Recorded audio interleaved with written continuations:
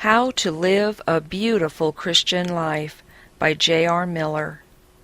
We have only successfully acquired the art of living a Christian life when we have learned to apply the principles of true religion and enjoy its help and comfort in our daily life. It is easy to join in devotional exercises, to quote Bible promises, to extol the beauty of the Scriptures, but there are many who do these things whose religion utterly fails them in the very places and at the very times when it ought to prove their staff and stay. All of us must go out from the sweet services of the Sunday into a week of very real and very commonplace life. We must mingle with people who are not angels. We must pass through experiences that will naturally worry and vex us.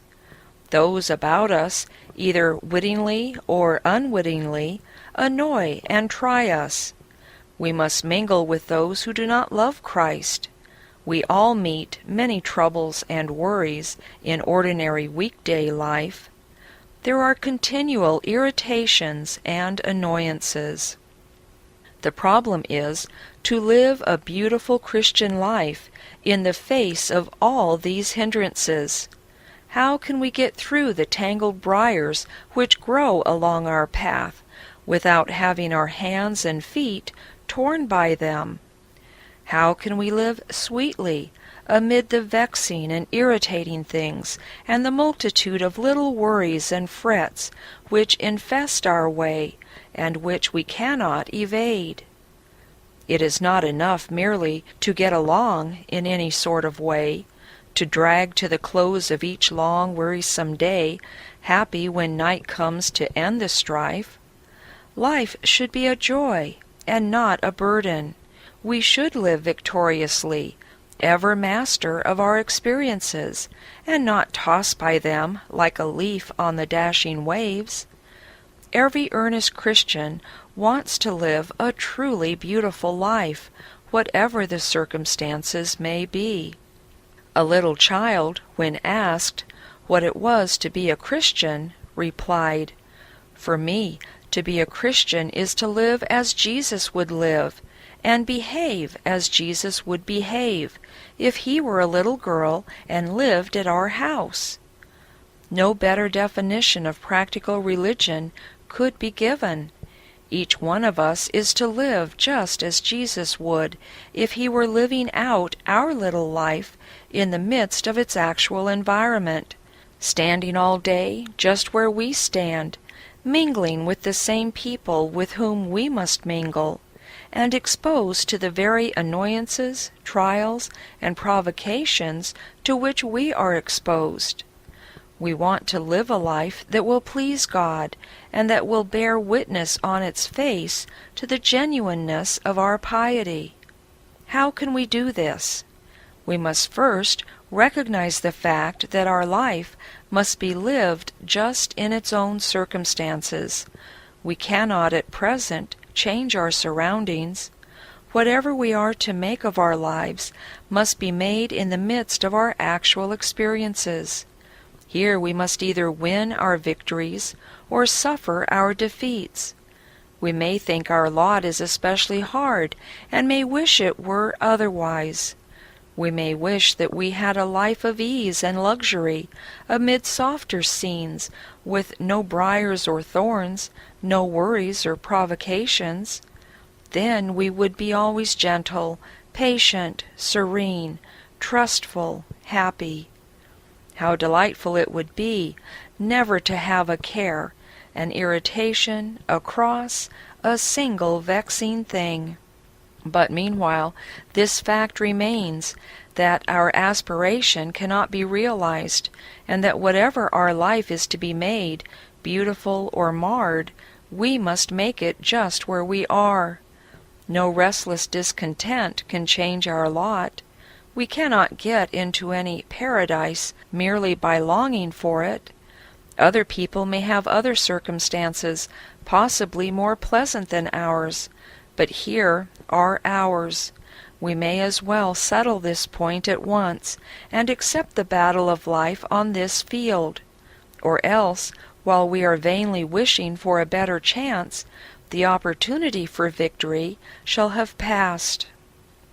The next thought is that the place in which we find ourselves is the place in which the Master desires us to live our life. There is no haphazard in this world. God leads every one of His children by the right way.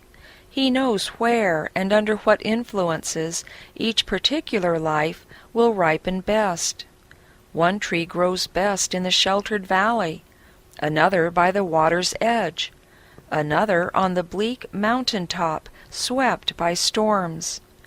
There is always adaptation in nature. Every tree or plant is found in the locality where the conditions of its growth exist. And does God give more thought to trees and plants than to His own children? He places us amid the circumstances and experiences in which our life will grow and ripen the best. The peculiar discipline to which we are each subjected is the discipline we each need to bring out in us the beauties and graces of true spiritual character. We are in the right school. We may think that we would ripen more quickly in a more easy and luxurious life, but God knows what is best. He makes no mistakes. There is a little fable which says that a primrose growing by itself in a shady corner of the garden became discontented as it saw the other flowers in their mirthful beds in the sunshine, and begged to be moved to a more conspicuous place. Its prayer was granted. The gardener transplanted it to a more showy and sunny spot. It was greatly pleased, but there came a change over it immediately. Its blossoms lost much of their beauty and became pale and sickly. The hot sun caused them to faint and wither. So it prayed again to be taken back to its old place in the shade. The wise gardener knows best where to plant each flower, and so God, the divine gardener, knows where His people will best grow into what He would have them to be. Some require the fierce storms. Some will only thrive spiritually in the shadow of worldly adversity, and some come to ripeness more sweetly under the soft and gentle influences of prosperity, whose beauty rough experiences would mar.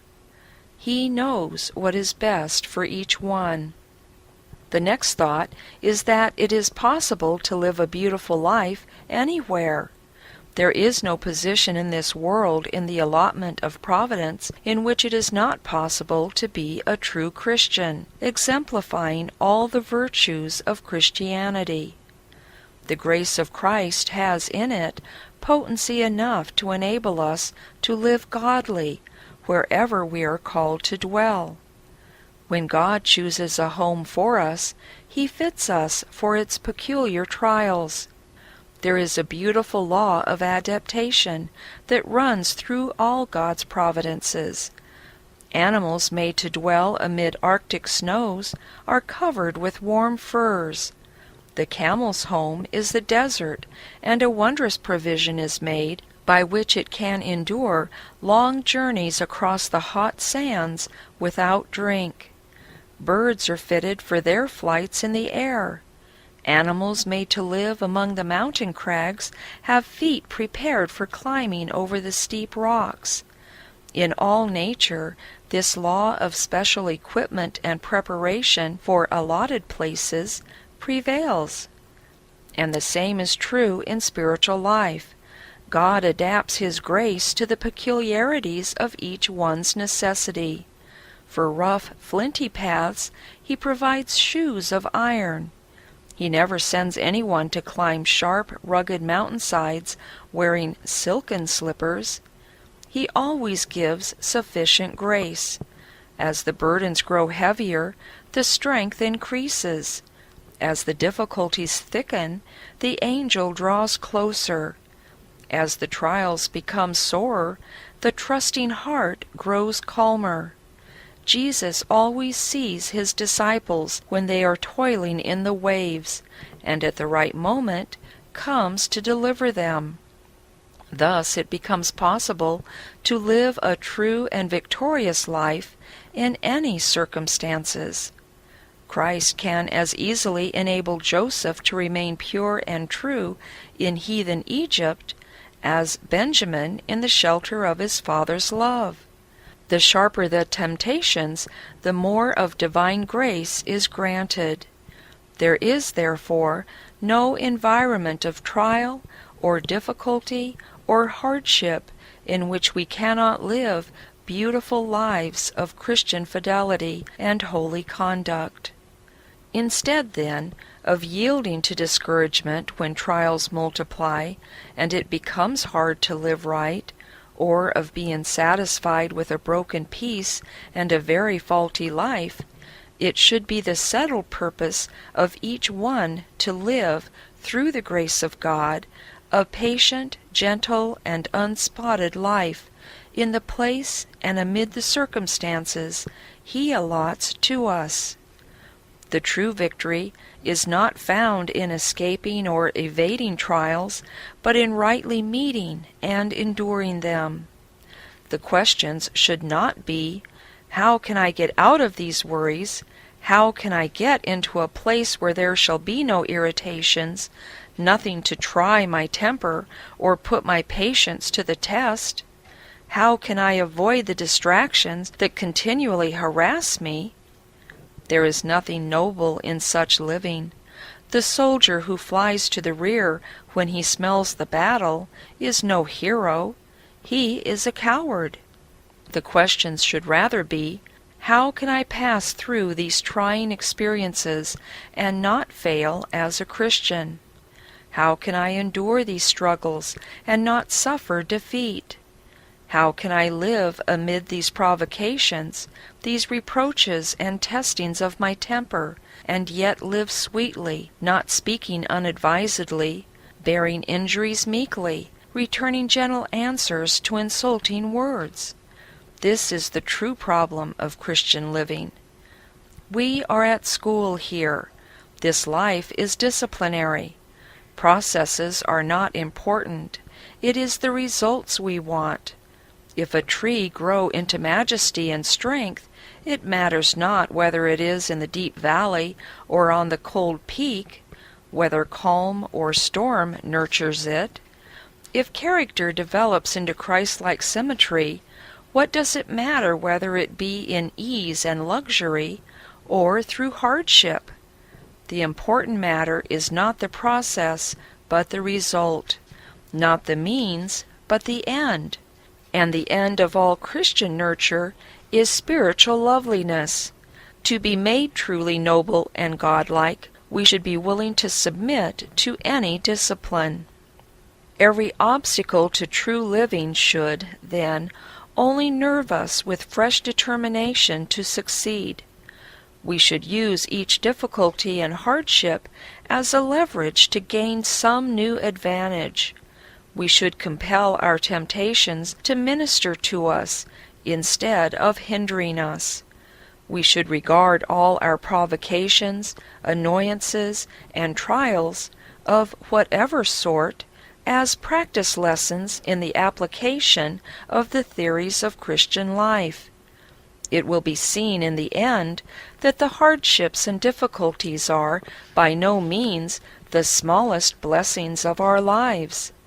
Someone compares them to the weights of a clock, without which there could be no steady, orderly life. The tree that grows where tempests toss its boughs and bends its trunk, often almost to breaking, is more firmly rooted than the tree which grows in the sequestered valley where no storm ever brings stress or strain.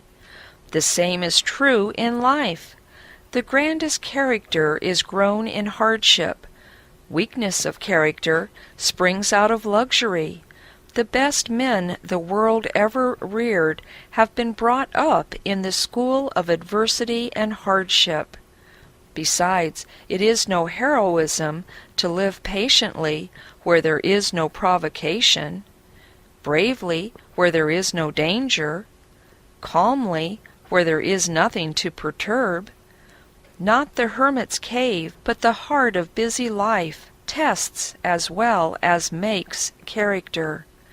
If we can live patiently, lovingly, and cheerfully amid all our frets and irritations day after day, year after year, that is grander heroism than the farthest famed military exploits, for he who rules his own spirit is better than he who captures a city. This is our allotted task. It is no easy one. It can be accomplished only by the most resolute decision, with unwavering purpose and incessant watchfulness. Nor can it be accomplished without the continual help of Christ. Each one's battle must be a personal one.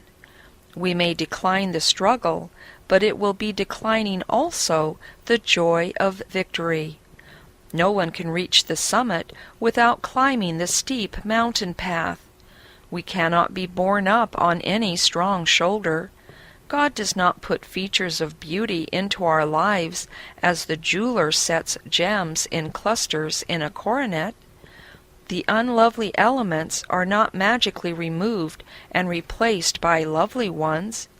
Each must win his way through struggles and efforts to all noble attainments. The help of God is given only in cooperation with human aspiration and energy. While God works in us, we are to work out our own salvation. He who overcomes shall be a pillar in the temple of God. We should accept the task with quiet joy. We shall fail many times. Many a night we shall retire to weep at Christ's feet over the day's defeat. In our efforts to follow the copy set for us by our Lord, we shall write many a crooked line, and leave many a blotted page blistered with tears of regret. Yet we must keep through all a brave heart, an unfaltering purpose, and a calm, joyful confidence in God. Temporary defeat should only cause us to lean on Christ more fully. God is on the side of everyone who is loyally struggling to obey His divine will and to grow into Christ-likeness. And that means assured victory to everyone whose heart fails not.